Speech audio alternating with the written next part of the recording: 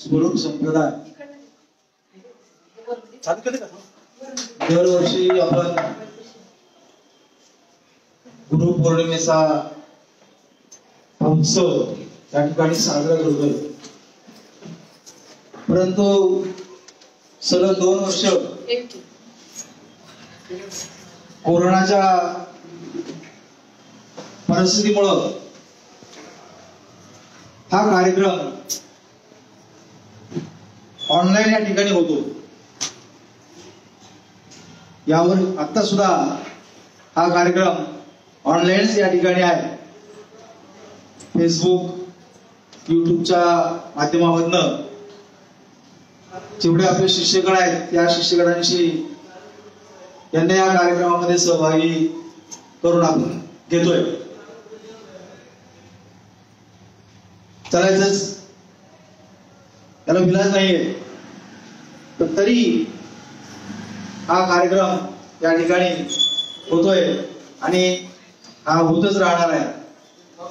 या कार्यक्रमाची सुरुवात वादनानं या ठिकाणी सुरू होत आहे आणि आपले गुरुवर्य या ठिकाणी शंखनाद करून या कार्यक्रमाची या उत्सवाची सुरुवात करत आहेत। मी त्यांना विनंती करतो की शंखनाद करावा।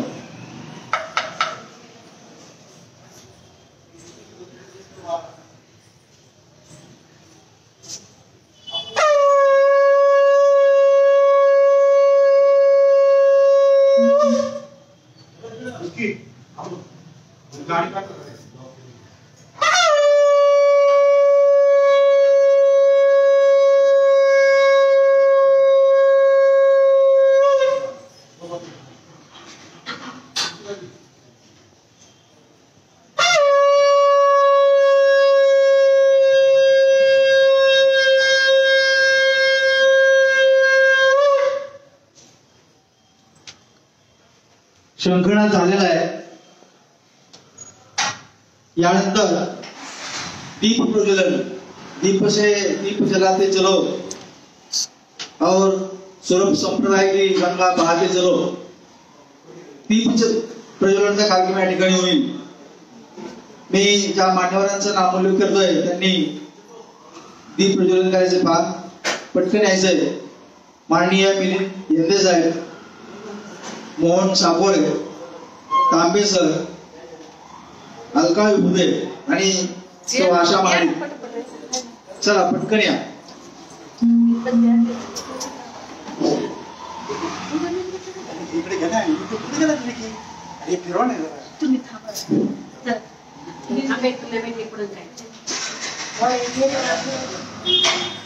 दीप प्रज्वलनाचा कार्यक्रम या ठिकाणी होतोय पहा। माननीय मिलिंद येंदे यांच्या हस्ते या ठिकाणी दीप प्रज्वलित केला जातो पहा। यानंतर मोहन सागोरे,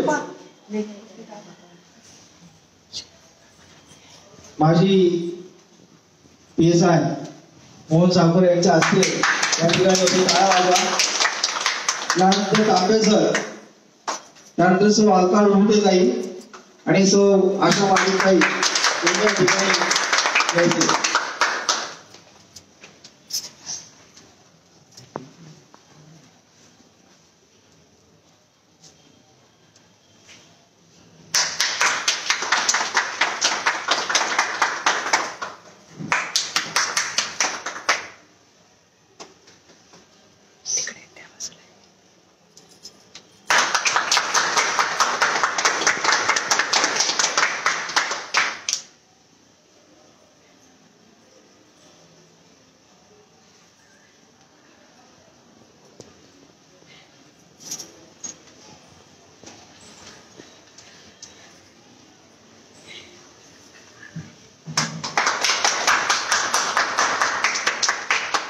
दीप प्रज्वलनाचा कार्यक्रम या ठिकाणी संपन्न झालेला आहे आणि या दीप प्रज्वलनानंतर मंगलगीत आपल्या सौ अलका विभुताई हे मंगलगीत या ठिकाणी कार्यक्रमाची सुरुवात म्हणून सादर करणार आहे। मी त्यांना विनंती करतो चला.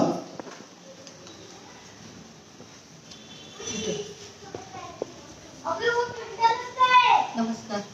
गुरुर्ब्रह्मा गुरुर्विष्णू गुरुर्देवो महेश्वरा गुरुर साक्षात् परब्रह्म तस्मै श्री गुरुवे नमः. गुरुवे नमः. गुरुवे नमः. आनंदे सुस्वागताला करीतो तुमच्या उत्सवदिनिया. आनंदे सुस्वागताला करीतो तुमच्या उत्सवदिनिया. ताजी फुले ही करुणी गोळा गुंफिली किती सुंदर माला. गुंफिली किती सुंदर माला प्रेमाने तुमच्या घरा. प्रेमाने तुमच्या घरा. ताजी फुले ही करुणी गोळा. ताजी फुले ही करुणी गोळा गुंफिली किती सुंदर माला. गुंफिली किती सुंदर माला प्रेमाने तुमच्या घरा. करीतो तुमच्या उत्सवदिनिया. आनंदे सुस्वागताला. आनंदे सुस्वागताला. आनंदे सुस्वागताला. धन्यवाद.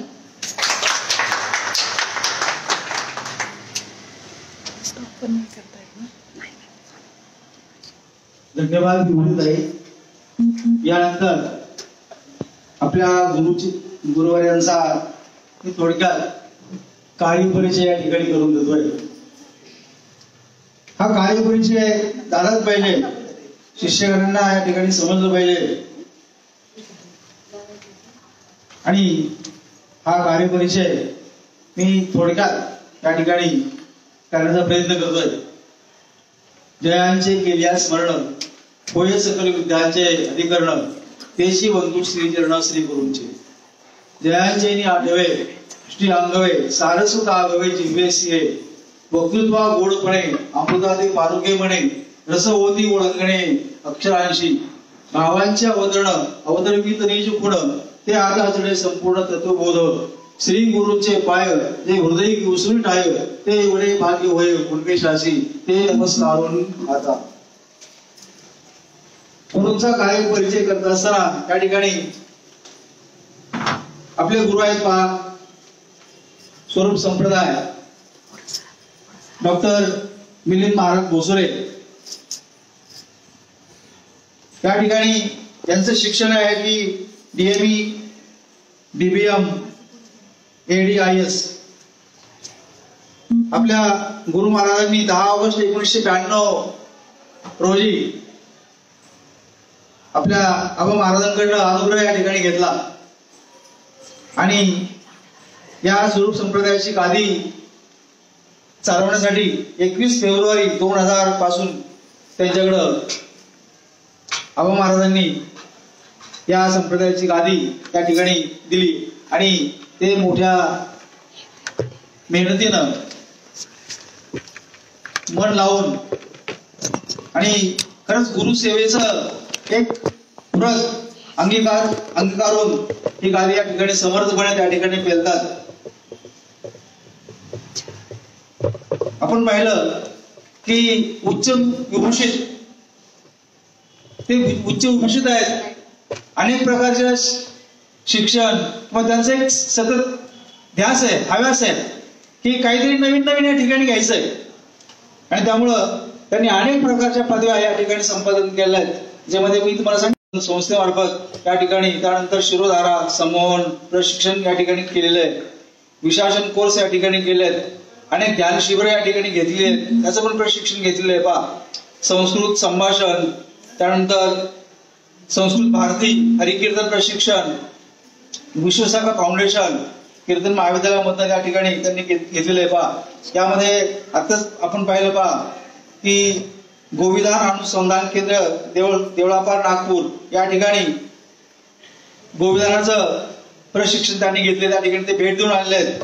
त्यानंतर वेदांत तत्वज्ञान वेदांत अकॅडमी मरवली खोपोली या ठिकाणी त्यांनी वेदांत तत्वज्ञान याचे धडे त्या ठिकाणी घेतले. त्यानंतर एचजी समीक्षण कोर्स, त्यानंतर NDO फाउंडेशन कोर्स, अशा अनेक या ठिकाणी कोर्सेस या ठिकाणी केले आहेत. याच्यामध्ये वेदांत दर्शन कोर्स या ठिकाणी आताच मला वाटतं पाठीमागच्या 1 महिन्यापूर्वीच त्या ठिकाणी केलाय. त्यानंतर छत्रपती शिवाजी महाराज मॅनेजमेंट आधुनिक अभ्यास त्या ठिकाणी हे केलेलं आहे. म्हणजे अशा प्रकारचं अनेक जेवढं सांगेल तरी मी अपुराच या ठिकाणी पडतोय. अजूनही मी हा काही गोष्टीबाबत अननोन आहे, मला काही माहित नाहीये, परंतु जेवढी माहिती मला आहे त्याबद्दल मी माहिती या ठिकाणी सांगण्याचा प्रयत्न करतोय. त्यांचं कार्य खूप महान आहे. इथं आबा महाराज ट्रस्ट खैरेवाडी आपल्याला माहिती आहे, कानून व्यवसायी त्या ट्रस्टची स्थापना त्यांनी या ठिकाणी केलेली आहे. आणि इथं आपण एक दत्त मंदिर आणि आबा महाराजांचं समाधी मंदिर या ठिकाणी बांधलेलं आहे, बांधतोय, काम चालू आहे.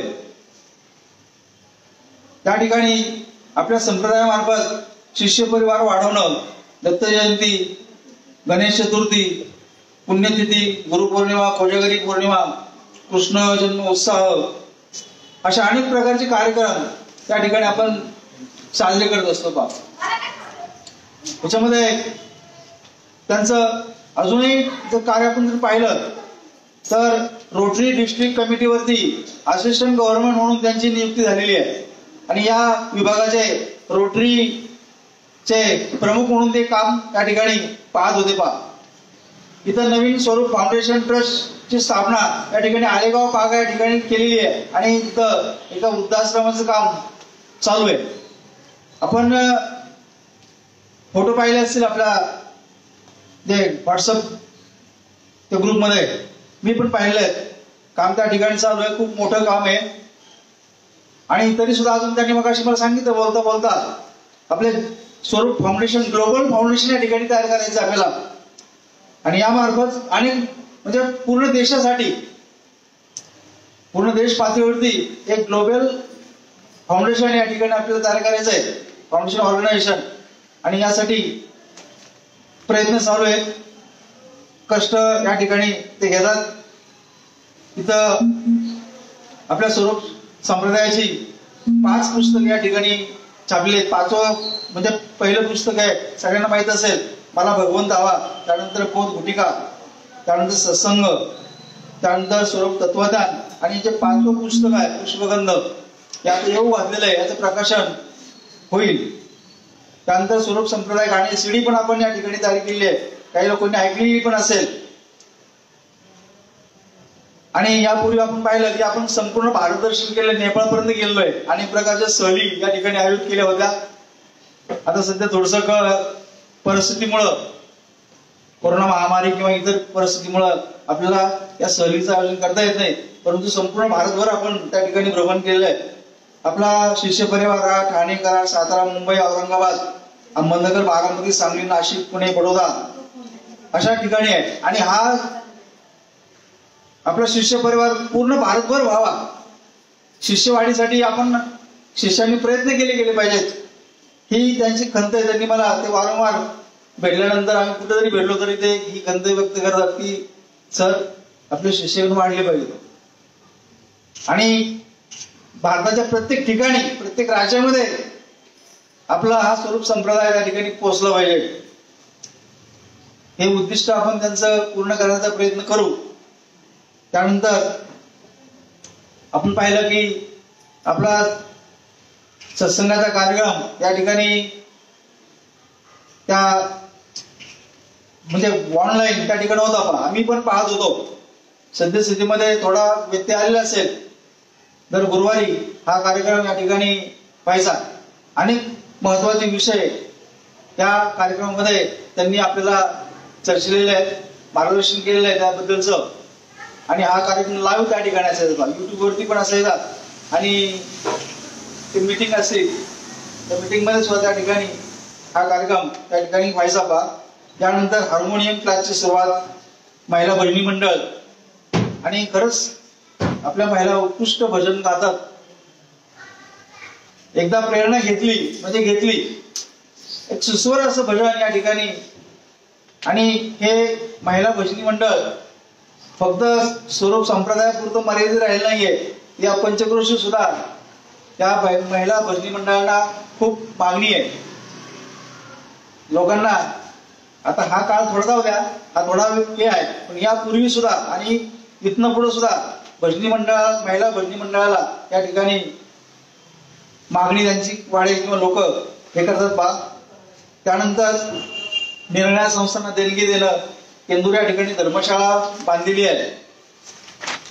त्यानंतर सत्स्वरूप ज्ञानमार्ग ग्रंथालयाची स्थापना या ठिकाणी केली आहे. त्यांनी मगाशी सांगितलं की सर आपल्या ग्रंथालयामध्ये पुस्तकांची संख्या आपण खूप वाढवलेली आहे, अनेक प्रकारची पुस्तकं आहेत, पण पुन्हा ते खंत व्यक्त करतात की पुस्तकं कोणी जास्त वाचायला नेत नाहीत. मी सगळ्या शिष्य मंडळींना या फेसबुक माध्यमाच्या द्वारे विनंती करतो की आपल्या ग्रंथालयातील चांगली चांगली पुस्तकं ही वाचण्यासाठी न्या. वाचाल तर वाचाल, तुम्ही जर वाचाल तरच वाचाल, आणि हे ध्यानात ठेवून ग्रंथालयामधनं पुस्तकं न्या. काय असेल नाममात्र फी असेल, एवढी नाहीये, बाहेर ठिकाणी जाऊन पहा तुम्ही ती काय असेल ती फी. ग्रंथालयात सदस्य व्हा. त्यानंतर सत्स्वरूप ज्ञानमार्ग महिला बचत गटाची सुद्धा 19 जानेवारी मला वाटतं 2014 स्थापना केलेली आहे, आणि मला वाटतं आपल्या भजनी मंडळाची स्थापना 13 डिसेंबर 2009 केलेली आहे.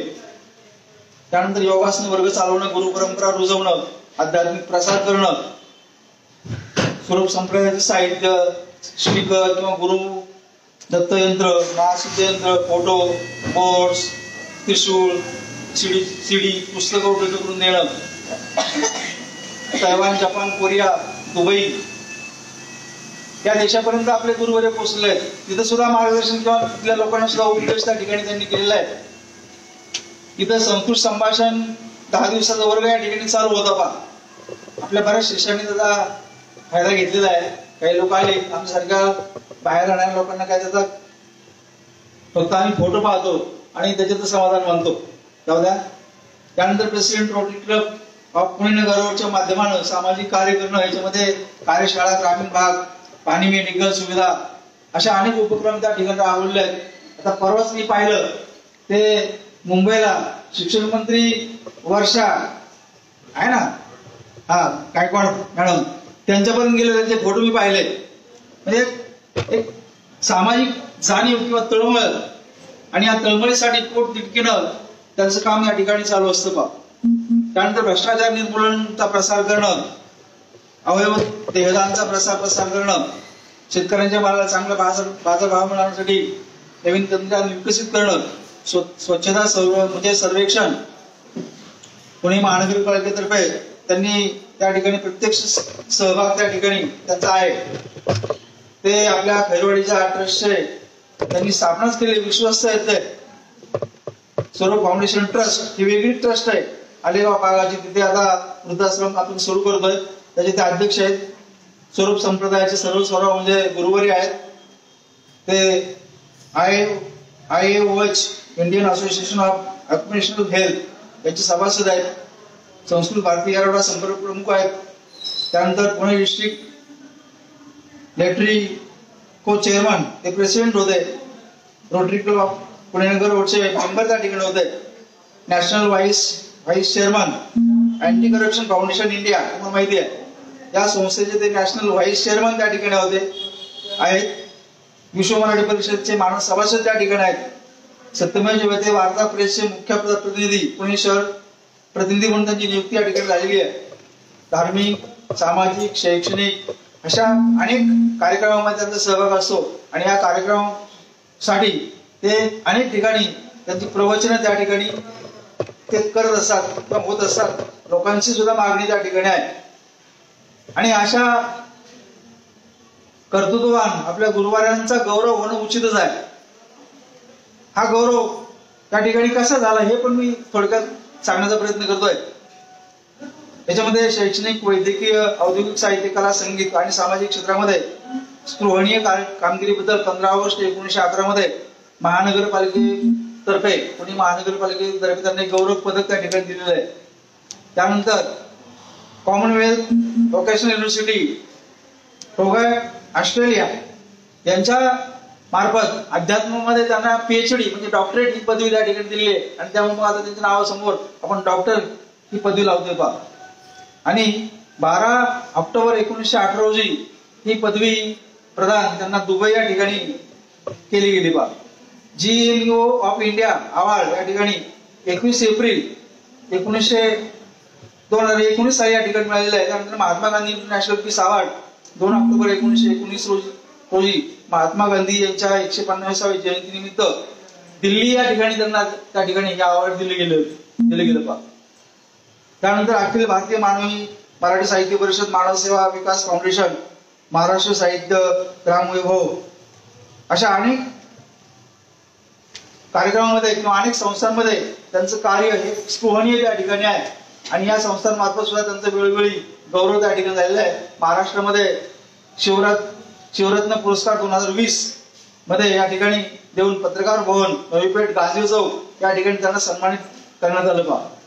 त्यानंतर त्या ठिकाणी डायमंड स्टार लेवल अवॉर्ड हे award anti corruption foundation of India मार्फत त्यांना दिलं गेलं ऑक्टोबर 2020 मध्ये.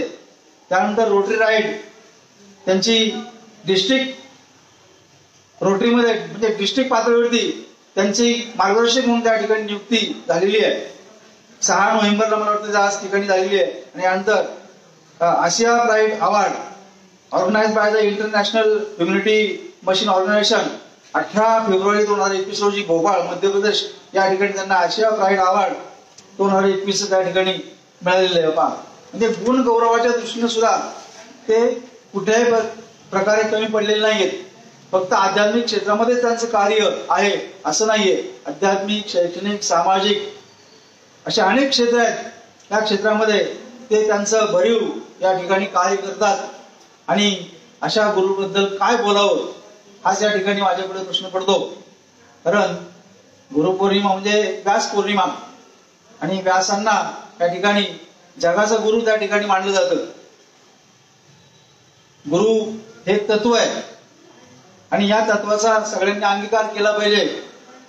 आणि गुरु हा प्रत्येकाने केलाच पाहिजे. परंतु आपल्या लोकांना या ठिकाणी कळत नाही. मी जास्त वेळ काय घेत नाहीये कारण त्यांच्या प्रवचनाचा लाभ आपल्याला घ्यायचा आहे. फक्त एवढंच सांगतो की गुरु हा संत कुळीचा राजा, गुरु हा प्राण विसावा माझा, गुरुवेन देव तुझा पाहता नाही त्रिलोकी, गुरु हा सुखाचा सागरू, गुरु हा प्रेमाचा आगरू, गुरु हा धैर्याचा डोंगरू, कदा काळी डवळ मिळणार, गुरु वैराग्याचे मूळ, गुरु परब्रह्म, गुरु सोडवी तात्काळ गाठ लिंग देहाची, गुरु हा साधकाशी सहाय्य, गुरु भक्ता लागी माया, गुरु कामधेनु गाय, भक्ता घरी दुबतसे, गुरु घाली ज्ञानांजन, गुरु दाखवी निजधन, गुरु सौभाग्य देऊन साधुबोध नांदवी, गुरु मुक्तीचे मुंडन, गुरु दुष्टांचे दंडन, गुरु पापाचे खंडन नानापरी वारीत असे, काया काशी गुरु उपदेशी, तारक मंत्र दिला आम्हाशी, बाप रुक्मादेवी राशी, ध्यानी मानसी लागले. अशा प्रकारचे गुरुचं वर्णन मी माझ्या किंवा कसं येईल त्या पद्धतीने मी त्या ठिकाणी करण्याचा प्रयत्न केलेला आहे. मी आपला काही जास्त वेळ घेणार नाहीये कारण सध्याचं हा कार्यक्रम आपला लाईव्ह आहे. सध्याचं महामारी संकट जगावरती पूर्ण लागलेलं आहे. त्यामुळं एक प्राथमिक स्वरूपामध्ये हा कार्यक्रम आपल्या या ठिकाणी साजरा होतोय पा. आणि या माझ्या कार्यपरिचयानंतर मी आपल्या गुरुवारांना नम्र विनंती करतो की त्यांनी त्यांचं प्रवचन रूपी सेवा ही आपल्या फेसबुक लाईव्हद्वारे, युट्यूब लाईव्हद्वारे या ठिकाणी शिष्य वृंदांपर्यंत त्या ठिकाणी पोहोचवेल आणि ते पोहोचवतात. धन्यवाद तांबे सर.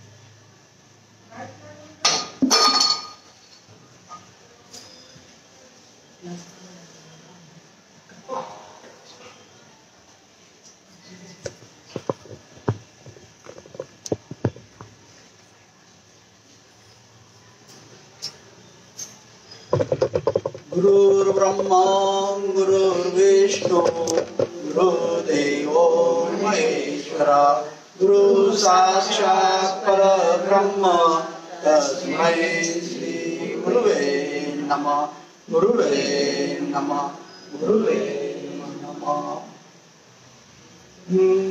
सर्वेषां स्वस्तिर्भवतु सर्वेषां शान्तिर्भवतु सर्वेषां पूर्णं भवतु सर्वेषां मङ्गलं भवतु सर्वे भवन्तु सुखिनः सर्वे सन्तु निरामया सर्वे भद्राणि पश्यन्तु मा क्वचित् दुःख भाग् भवेत्। शांति शांति शांति।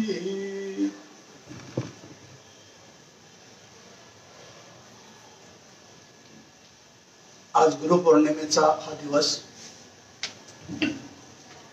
आणि अशा या मंगल दिनी आज आपण स्वरूप संप्रदायातर्फे हा गुरुपौर्णिमेचा उत्सव साजरा करत आहोत। आज या निमित्ताने आम्हाला तुमच्या सर्वांपुढे फेसबुक लाईव्ह, यूट्यूब लाईव्ह आणि याच्या सर्वांच्या सोशल मीडियाच्या माध्यमातून आज आम्हाला ही सेवा करण्याचा लाभ मिळत आहे। सर्व भक्तगण, सर्व शिष्यगण सर्वांचे मी सर्वप्रथम मनपूर्वक अभिनंदन करतो। तर आता आपण जो शांती मंत्र म्हटला तर सर्व भक्त मंडळींना, सर्व शिष्य मंडळींना शांती मिळो, सर्वांना सर्वांच्या सर्व इच्छा पूर्ण हो, तसेच सगळ्यांचे मंगल हो, सगळ्यांना चांगले आरोग्य मिळो अशी मी भगवंत चरणी सर्वप्रथम प्रार्थना करतो। खरं तर आपण सर्व सजीवांचे कल्याण व्हावं। आता सजीवामध्ये काय काय येतात? वनस्पती येतात, प्राणी येतात, त्याचबरोबर मनुष्यगण येतो। तर अशा या वनस्पतीचा, खरं तर वनस्पती आपण म्हणतो ना, तर वनस्पती ह्या दुसऱ्यावर अवलंबून असतात। वनस्पतीचा तसं पाहिलं चालता येत नाही, फिरता येत नाही, परंतु अशा असणाऱ्या वनस्पती सुद्धा परोपकारामध्ये कमी नाही। आज परोपकार हा धर्म हा वनस्पतीकडून खरं तर शिकला पाहिजे। दुसरं शिवाय प्राणी, आज आपण जर प्राण्याकडे बघितलं तर प्राणी सुद्धा काय हा दुसऱ्यावर अवलंबून असणारा हा प्राणी आहे। तर त्याला सुद्धा त्याच्यात सुद्धा काय प्रामाणिकपणा आहे, म्हणजे वनस्पतीकडून सुद्धा परोपकार घेण्यासारखा आहे, प्राण्यांकडून सुद्धा काय प्रामाणिकपणे घेण्याचा आपला घेण्याची गरज आहे। त्याचबरोबर मनुष्य, तर खऱ्या अर्थाने मनुष्याला आज जर बघितलं तर मनुष्याला भगवंतानी बुद्धी दिली, मन दिलंय, आणि ह्या बुद्धीच्या जोरावर तो दुसऱ्यावर अवलंबून आहे का सध्या? खरा अर्थ नाही, कारण त्याला स्वतःला विवेक बुद्धी दिलेली आहे। त्याने जर ठरवलं तर हा जन्म मरणाच्या कचाट्यातून त्या जन्मातच तो मोक्षापर्यंत पोहोचू शकतो। अशा प्रकारे त्या मरेपर्यंत तो नेहमी झटत असतो, त्यामुळंच तो दुःखी आहे। खऱ्या अर्थाने नाही का, हा संसार आहे, या संसारातून कुठेतरी बाहेर यायला पाहिजे। आज आपला मनुष्य जन्म आहे, हा मनुष्य जन्म कशासाठी मिळाला आहे याचा तो काय विसर झालेला आहे, त्याला खऱ्या अर्थाने त्याचा विसर पडलेला आहे। तर खरं तर आपला स्वभाव काय, आपला स्वधर्म काय आहे आणि याची तो जाणीव तो खऱ्या अर्थाने विसरतो। समाजामध्ये आपण काहीतरी देणं लागतो याचा तो विचारही करत नाही। त्याचप्रमाणे तो आपल्याच स्वार्थीपणाच्या धुंदीत उराशी बाळगून खऱ्या अर्थाने आपल्या धुंदीत वावरत असतो। आपण सोशल कॉन्शियसनेस म्हणजे सार्वजनिक जबाबदारी खऱ्या अर्थाने ती सुद्धा आपण स्वीकारली पाहिजे। कांचन आणि कामिनीच्या नादात बऱ्याच वेळा तो हा मनुष्य जन्म वाया घालवतो। खरे सुख कशात आहे याचा विचार करण्यासाठी मनुष्य जन्म आहे। कर्म, भक्ती, ज्ञान, दान यांचीच खऱ्या अर्थाने पूजा करावी। आपण फक्त काय करतो, घेण्याची सवय करतो, पण घेण्याबरोबर दान करण्याची सुद्धा काय आपल्यामध्ये मानसिकता असली पाहिजे। आज भारतीय संस्कृतीत दान खरं तर श्रद्धापूर्वक करायला पाहिजे आणि त्याच्यामध्ये दानाचं भरपूर असं महत्व सांगितलेलं आहे। आपण ते दान कसं पाहिजे तर सत्पात्रे असं दान पाहिजे। आणि ते सरळ हाताने करता आलं पाहिजे दान. म्हणून त्याचा काय जसं उजव्या हाताने केलं दान हे डाव्या हाताला सुद्धा कळलं नाही पाहिजे. म्हणजे त्याचा गाजावाजा करायची गरज नाही. बऱ्याच वेळा दान देतात पण कशासाठी देतात? आपलं कुठेतरी बोर्ड लागावं नावाचा कुठे काय यासाठी दान करत असतात. खऱ्या अर्थाने दान हे सत्पात्री दान करायला हवं. जसं आपण म्हणतो दानामध्ये द्रव्यदान आहे, विद्यादान आहे, हे सगळं महत्वाचं आहे. आणि बऱ्याच वेळा काय येतं आपल्याकडे एखादी निरुपयोगी वस्तू असते. निरुपयोगी वस्तू आपण काय करतो? कुठेतरी दान म्हणून देण्याचा प्रयत्न करतो. पण निरुपयोगी वस्तूचं दान करू नये. सत्पात्री दान करावं. त्याद्वारे त्याला वाढणारं जे लाभणारं जे पुण्य आहे ते अपूर्वच म्हणावं लागेल. आता आपण म्हणतो ना गुरुपौर्णिमा. गुरुपौर्णिमा हा सण दरवर्षी देतो. पण दरवर्षीच का साजरा करायचा? कारण तसं आपण एक अत्तर आहे, ते अत्तर आपण आपल्या हाताला लावतो. सगळ्यात भारीतलं भारीत जरी अत्तर जर लावलं तर ते किती दिवस टिकेल? 1 दिवस टिकेल, 2 दिवस टिकेल. म्हणजे याचा अर्थ काय? त्याला पुन्हा पुन्हा लावायची काय आपल्याला गरज आहे. म्हणजे ज्या अर्थी अत्तरासारखी गोष्ट सुद्धा आपल्याला पुन्हा पुन्हा लावण्याची काय पडते? गरज पडते. तशी आपल्याला सुद्धा दरवर्षी गुरुपौर्णिमा का साजरी करायची? कारण त्या शिष्याला होणारा तो जो लाभ आहे तो लाभ त्याला फायदा व्हावा. आपण बघतो चांगली भाषणं असतात, चांगली व्याख्यानं असतात, सत्संग असतो, प्रवचन असतात, कीर्तन असतात. आपण तेवढे भारून जातो. तेवढ्यापुरतं आपल्याला काय थोडस बरं वाटतं. पण काय नंतर आपण थोड्या वेळाने काय होतो? विसरतो. म्हणून त्याचा तो विसर पडला की काय होतो? परिणाम सुद्धा काय होतो? त्या प्रमाणात कमी होतो. म्हणून तो परिणाम सुद्धा टिकणं हे महत्वाचं आहे. म्हणून गुरुकडून प्रेरणा घेण्यासाठी हा गुरुपौर्णिमेचा उत्सव हा दरवर्षी साजरा करायला पाहिजे. त्यावेळेस गुरूंचं मार्गदर्शन पुन्हा पुन्हा मिळण्यासाठी दरवर्षी हा गुरुपौर्णिमा उत्सव हा साजरा करतात. आजचा कार्यक्रम हा खऱ्या अर्थात गुरुंकरता नाही. हा कार्यक्रम कोणासाठी? ते शिष्यांकरता आहे. कारण गुरुंकडून आपण प्रेरणा घ्यायची. शिष्य गुरुपौर्णिमा साजरा करतात. त्याचा फायदा हा शिष्यांना व्हायला हवा. आणि प्रसादही कोणाला मिळाला पाहिजे? ते शिष्यांना मिळाला पाहिजे. म्हणून आपण हा गुरुपौर्णिमेचा उत्सव साजरा करतो. मला माझा विकास करायचा असेल तर गुरूंवर माझी श्रद्धा असली पाहिजे. त्यांनी सांगितलेल्या मार्गावर आपण चाललं गेलं पाहिजे. तर खऱ्या अर्थाने गुरूंचं जे कार्य, जे अभिप्रेत कार्य असतं ते शिष्यांनी करावं ही गुरूंची अपेक्षा असते. आणि खऱ्या अर्थाने तोच खरा आशीर्वाद असतो. म्हणून गुरुपौर्णिमाला जे उपदेश होतात किंवा काय तर त्यानुसार शिष्याने हे वागलं गेलं पाहिजे.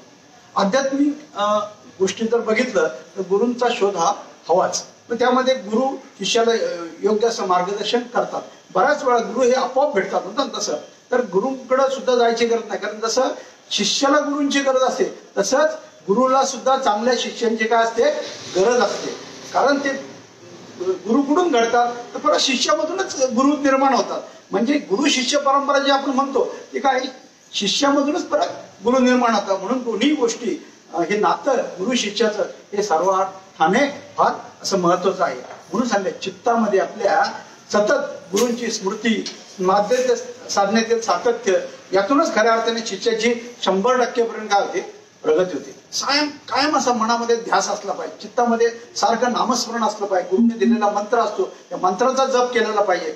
हरदम राह उसीमे. म्हणजे कुठलंही आपण जर कार्य करत असलो तर त्या प्रत्येक कार्यामध्ये भगवंताला स्मरून काम केलं पाहिजे. आपण संसार करतो तर संसारात सुद्धा हसून नसल्यासारखं. पण जे काय संसारात जे कर्म करतो ते कर्म सुद्धा भगवंताला स्मरून ज्यावेळेस आपण करतो त्यावेळेस खऱ्या अर्थाने ते काय कर्म चांगलं म्हणावं लागेल. म्हणून कर्मयोग कुणालाही चुकलेला नाही. योग वशिष्ठामध्ये सुद्धा वशिष्ठांनी रामाला कर्मयोग सांगितलेला आहे. कारण कर्माचं महत्व हे. तसं पाहिलं तर जे परमात्म्याचं ज्ञान आहे ते गुरुविना मिळत नाही. आज जर आपण म्हणतो परमात्म्याचं जर ज्ञान घ्यायचं असेल तर खऱ्या अर्थाने गुरु केला. गुरु विना ज्ञान मिळू शकत नाही. तर बऱ्याच वेळा लोक काय म्हणतात की नाही पुस्तक वाचल्याने काय होतं. पण नाही, गुरुच्या बोलातून जे निघल तर खऱ्या अर्थाने तो मंत्र हा साध्य होतो. तोपर्यंत मंत्र साध्य होत नाही.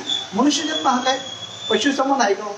खऱ्या अर्थाने खाण्यापिण्याचे नाम तर कोणालाही तसं आपण प्राणी होतं, कुत्र सगळ्यांना खाण्यापिण्याचं नाम आहे. किड्यांना नाही ठाऊक आहे खाण्यापिण्याचं.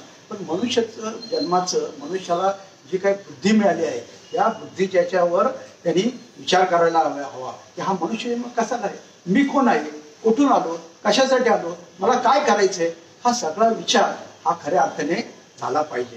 तरच मनुष्य जन्माचं ध्येय आपण गाठू शकतो. तर खऱ्या अर्थाने महादेवांनी पार्वती मातेला वामदेव गुरुंकडून मंत्रदीक्षा घ्यायला सांगितली होती. तसंच काली मातेने तोतापुरी गुरुंकडून गंगाधर पुजाऱ्याला अनुग्रह घ्यायला सांगितलं होतं. नामदेव महाराजांना सुद्धा विठ्ठलांनी प्रकट होऊन सांगितलं होतं, काय, कोणाकडे जा, विसोबा केदारांकडे जा आणि तिथं तू त्यांना गुरु कर. अशा प्रकारे म्हणजे प्रत्येक जे संत महात्मा किंवा आपण तो श्रीकृष्णाने सुद्धा गुरु केले होते, रामाने सुद्धा गुरु केले होते. तर या पृथ्वी तलावर किंवा या भूतलावर ज्यावेळेस सर्व मनुष्य येतात तर त्यांनी कुठला तरी गुरु करायला पाहिजे. गुरु भी ऐसा चाहे नस्तर मारे भरतो. आणि गुरु म्हणतात ना, गुरुच्या 7 गोष्टी बघू नये, वय, लौकिक, शिक्षण, भाषा शुद्धी, राहते घर, नातेवाईक वगैरे. तर गुरु सुद्धा हा आध्यात्मिक परंपरेतला पाहिजे, गुरु परंपरेतला पाहिजे. म्हणून खऱ्या अर्थाने तसा गुरु मिळणं आणि शिष्याने सुद्धा तशी जर आश ठेवली, नक्कीच तशा टाईपचे गुरु त्यांना मिळू शकतात. आणि चांगला गुरु मिळाला, वेदाचं तत्वज्ञान जर मिळालं तर खऱ्या अर्थाने आपण आपलं जीवन सार्थकी लागेल असं घडू शकतं.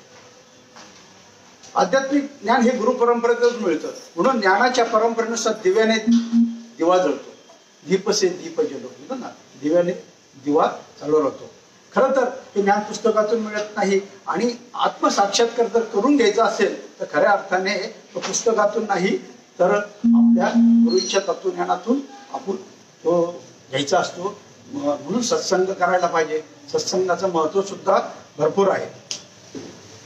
म्हणतात ना, एक ब्राह्मण, वैश्य, शूद्र, क्षत्रिय 4 वर्ण. तर 4 वर्णामध्ये ब्राह्मणासाठी श्रावण पौर्णिमा ती सांगितलेली आहे. वैश्यासाठी काय सांगलंय, दसरा सांगलंय.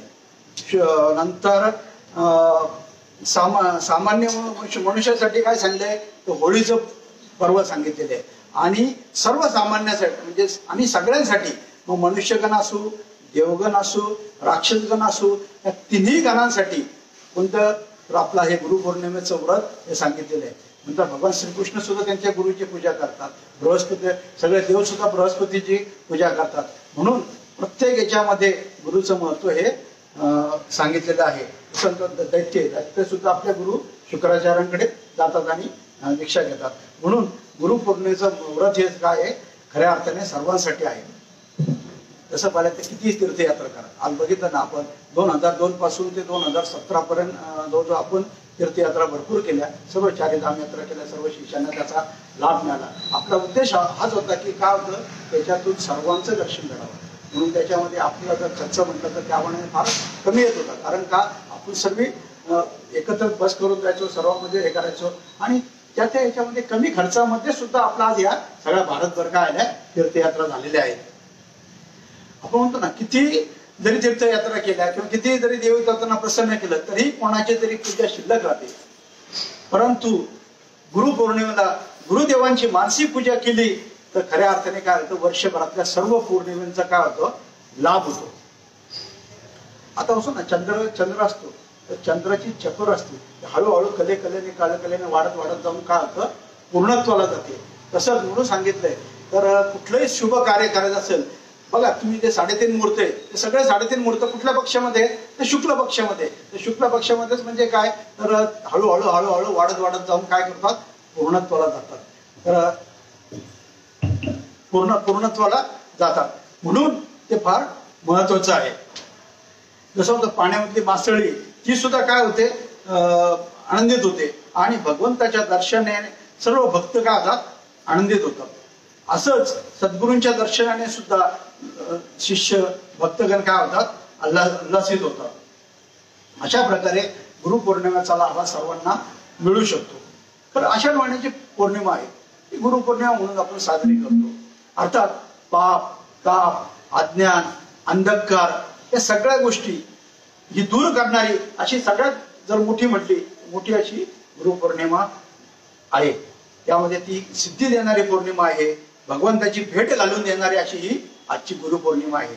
म्हणून आपण ही गुरुपौर्णिमा साजरी करतो. म्हणतात ना, ज्याच्या मुखात गुरुमंत्र आहे त्याची सर्व कार्य सिद्ध होतात.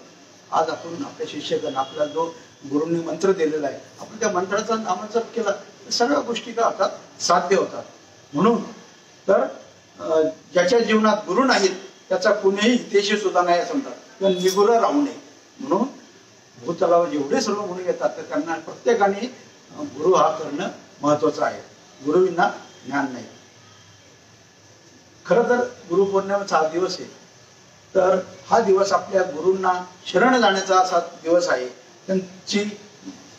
जाऊन त्यांना त्यांची उत्तराई करण्याचा, त्यांनी जे अनुग्रह केले दिला असतो त्याची उत्तराई करण्याचा प्रयत्न असतो. आपण केलेल्या गैरकृत्याची कबुली देऊन काहीतरी नवा चांगला संकल्प करण्याचा असा हा आजचा दिवस आहे. काहीतरी एक संकल्प करा की नाही बाबा आता ह्या येईल ते पुढच्या वर्षापर्यंत आपण एक कुठला ते संकल्प करा, नक्कीच तो सिद्धीत जातो. कारण काय असतं, सिद्धीत जाण्यामध्ये निसतंच पण प्रयत्न हे सुद्धा महत्वाचे पाहिजे. बऱ्याच वेळा काही लोक प्रारब्धावर अवलंबून राहतात, तर त्या प्रारब्धाचं भोग सुद्धा गुरूंच्या आशीर्वादाने आणि दुसरं म्हणजे मंत्राच्या सामर्थ्याने ते सुद्धा प्रारब्धाचं भोग का होतात, कमी होतात. म्हणून प्रयत्न करा. आम्ही नेहमी म्हणतो असतो प्रारब्ध ठीक आहे, असं प्रारब्ध नव्हतं पण त्याच्यात एखाद्या गोष्टी काय होतात, थोड्याशा त्याचं काय होतं, सौम्यपणा होतो. जरी असेल समजा काही गोष्टी घडायच्या त्या घडतात, पण त्याच्यामध्ये काय येतो, सौम्यपणा येतो. म्हणून गुरुचं नाव, देवाचं नाव हे नेहमी आपल्या काय मुखात असेल तर आपली सगळी कामं ही पूर्ण होतात. सद्गुरूचा महिमा काय पूर्ण चंद्रासारखा असा आहे. चंद्रमा जसा कलेकलेने वाढत जातो तशी आपली शीतलता प्राणी मात्र आणि वनस्पतीवर चांगला परिणाम करते. म्हणून सांगते हा चंद्र ज्यावेळेस पूर्णावस्थेत असतो त्यावेळेस खऱ्या अर्थाने आपले सगळे काय गोष्टी पूर्ण होतात. म्हणून सांगा ना, पूर्णमिद पूर्णात पूर्णमुदच्यते पूर्णस्य पूर्णमादाय पूर्णमेवावशिष्यते. सर्व विश्व पूर्ण आहे, पूर्णातून भरून उरलेलं आहे. पूर्णातून पूर्ण म्हटलं तर काय होतं, शेवटी पूर्णच होतं. म्हणून अशा प्रकारे आद्य शंकराचार्यांनी सुद्धा याच्यामध्ये पूर्णची कल्पना दिलेली आहे. तर गुरूंना प्रसन्न करण्याकरता आजचा हा दिवस निवडला गेला असावा. गुरुपौर्णिमेला व्यास पौर्णिमा असे म्हणतात, कारण मानवी स्वभावाचे जे म्हणून पैलू आहेत ते त्या सर्वांवर महाभारत या ग्रंथात व्यासांनी काय प्रकाश टाकलेला आहे. अशी एकही गोष्ट शिल्लक ठेवली नाही की त्याच्यामध्ये व्यासांनी कुठल्या गोष्टीवर भाष्य केलं नाही असं. म्हणून या ग्रंथाचा अभ्यास केल्यावर सर्वच्या सर्व शंकांचे काय होतं, निरसन होतं. म्हणून गुरुपौर्णिमेला व्यास पौर्णिमा म्हणण्याचं सुद्धा एक संबंधाचं कारण आहे. खरं होतं गुरुपौर्णिमेला काय द्यायचं, आपल्या गुरुला अभिप्रेत असलेले कार्य करावं हीच खरी खऱ्या अर्थाने गुरुदक्षिणा. गुरु कुठलीही अपेक्षा करत नाही. मागणे से मरणा भला. बाबा आमचे म्हणायचे नाही, गुरु आमचे म्हणायचे मागणे से मरणा भला. मागून घ्यायचं नाही, मागायचं वेळ पण आली नाही पाहिजे. आपल्या कर्तृत्वावर आपल्या याच्यावर आपण हे राहिला पाहिजे आणि अशा अर्थाने खऱ्या अर्थाने आपलं योगदान हे असलं पाहिजे. नाहीतर आणि म्हणून आपल्या गुरूंना जर आपलं अभिप्रेत असताना, आज आपण बघितलं आपला जो मार्ग आहे तो पूर्वी फार असा सीमित स्वरूपाचा होता, पण आज बरोबर महाराष्ट्रातल्या सर्व जिल्ह्यामध्ये तसंच नाही म्हटलं तर आज आपल्या गुजरातमध्ये पण काही शिष्य आहेत, त्याचबरोबर आपल्या कर्नाटकमध्ये पण काही शिष्य आहेत आणि असाच आपल्या आता महाराष्ट्र, कर्नाटक, गुजरातमध्ये आपला संप्रदाय वाढलेला आहे. त्याचबरोबर तो संपूर्ण भारतभर पसरावा असा आमचा मानस आहे. आणि मला वाटतं नक्कीच आपले सर्व शिष्यगण, भक्तगण याच्यामध्ये नक्कीच स्वरूप संप्रदायाचा हा जो प्रचार प्रसार, त्याची जी गंगा आहे ती गंगा घरोघर पोहोचण्याचं आमचं जे स्वप्न आहे नक्कीच त्याला साथ देतील अशा आम्ही आशा बाळगतो. तर आपण जर बघितलं तर म्हणतात ना, पक्व फळावरी मी पण ज्यांचे आपोआप गळले रे, जीवन त्यांना कळले रे, जीवन त्यांना कळले रे. बाबू बोरकरांची कविता आहे बघा, फार छान कविता आहे.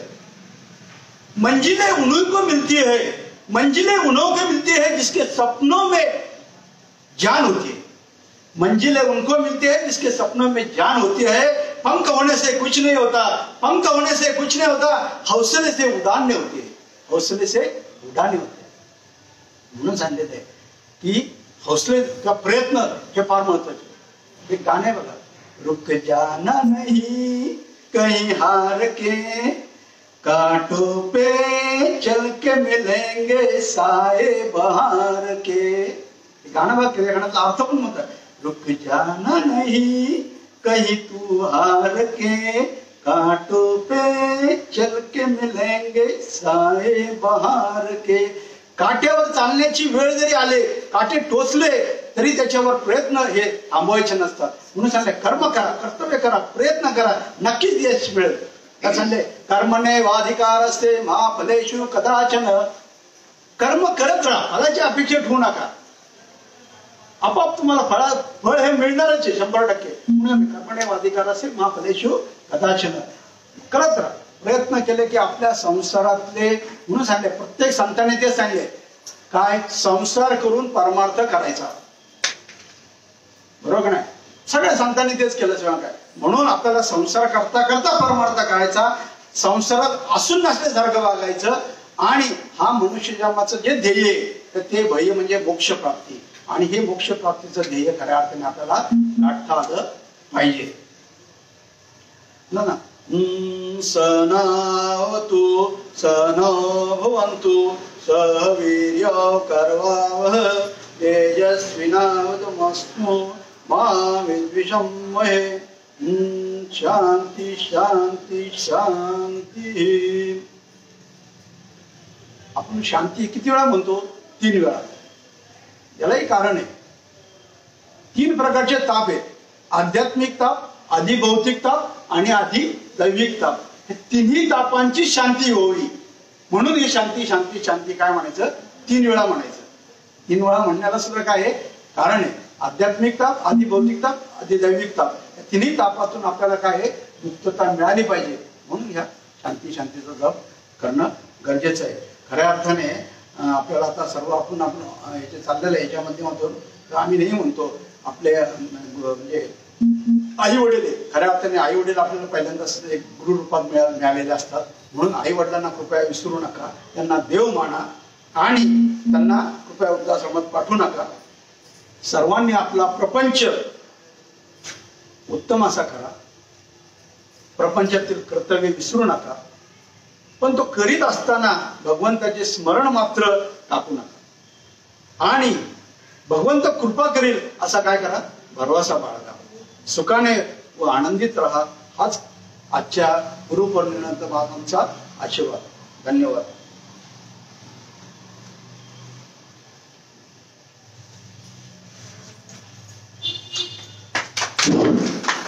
धन्यवाद भाऊ. अजून एक गोष्ट मगाशी थोडं विसरलो. आपला अनुग्रहाचा कार्यक्रम आपल्या पुण्यामध्ये म्हणजे मुळगाव या ठिकाणी 11 ऑगस्ट रोजी या ठिकाणी होणार आहे. ज्या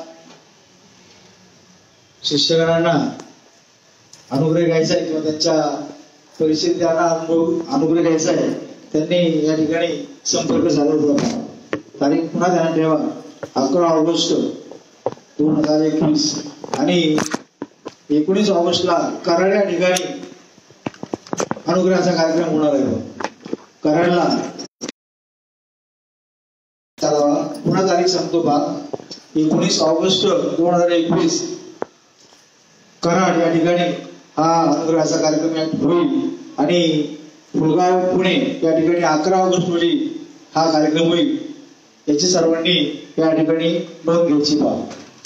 यानंतर आरती होणार. यानंतर आता आरती होईल आणि आरती नंतर मग दर्शनाचा कार्यक्रम या ठिकाणी होईल. पालखी पूजा काही होणार नाहीये कारण काही तांत्रिक बाबी तुम्हाला सगळ्यांना माहिती आहे, सांगण्याची काही गरज नाही. आता आरती घ्यायची बा. चला आरतीसाठी आरतीचे मानकरी कोण?